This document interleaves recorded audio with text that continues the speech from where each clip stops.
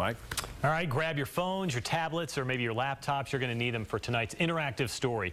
We're taking a closer look at multitasking, and we need you to play along with us. First, go to Facebook, answer our question, how well do you multitask? And you might change your mind after you see this story coming up here. Keith McCord took a dive into the idea of multitasking. Join us with what you discovered, Keith. I'm very curious about this one. Yeah, we have a math question that runs during the story here. Researchers at the University of Utah have identified supertaskers. Those are people who actually perform better when they multitask.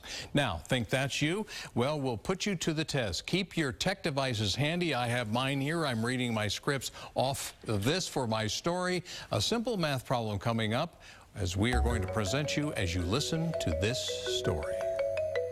That's good.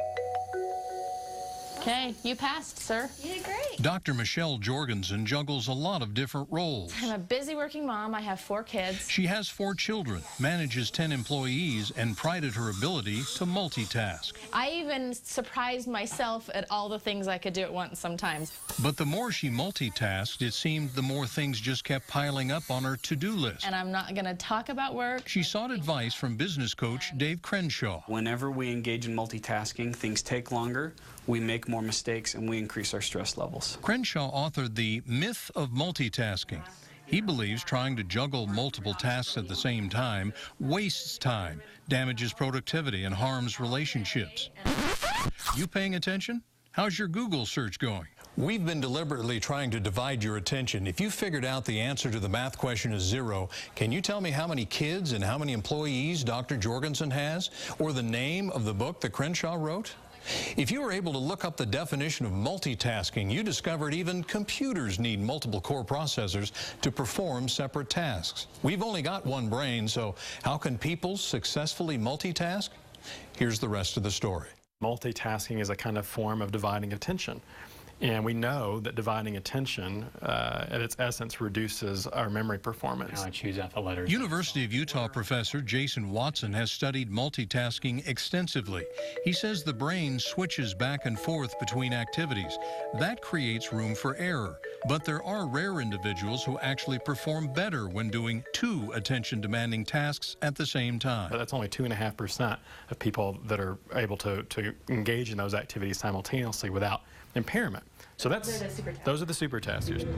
This exhibit at the Leonardo is based on the groundbreaking research of Watson and his colleague David Strayer. Letter, constant, number. They've determined that supertaskers seem to have different patterns of brain recruitment. In terms of the brain signatures, the load just doesn't mean the same thing to them. And so it may be less neural interference. Jorgensen now willingly accepts that she's no supertasker and deliberately focuses on just one task at a time. The biggest change is that I'm not stressed out about everything all the time. We're in a society that's addicted to now. I want my answers now. Crenshaw suggests instead of trying to do everything immediately, schedule time for specific tasks and set reasonable expectations. Don't tell people you're going to call them back as soon as possible. Set an expectation. These are the times when I'm going to check the voicemail. And use your smartphone to save time. Don't check it constantly and eat up time. At least turn it off when you're working on something that requires your attention. With your email, turn off your email notification. Crenshaw says it's one thing to be unproductive with email and cell phones, but when you are talking to a human being, give them 100% of your attention. It is so powerful, especially in a world that's addicted to multitasking, when you can be a person who gives someone else your full attention. Okay, so you guys think you're supertaskers? Here's the results of our poll on Facebook tonight. Let's take a look at them. 20% say they are a supertasker, 44% say I'm decent, 30% say I'm not very good, and 7% say no.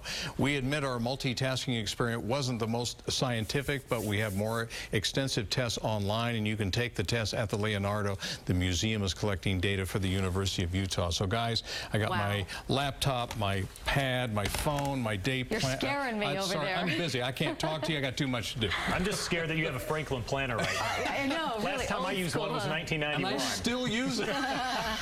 Good for you. In case this stuff crashes. Well, we'll maybe think twice before assuming we're all super taskers. Okay. All right, good story. Thanks, Keith. Kevin.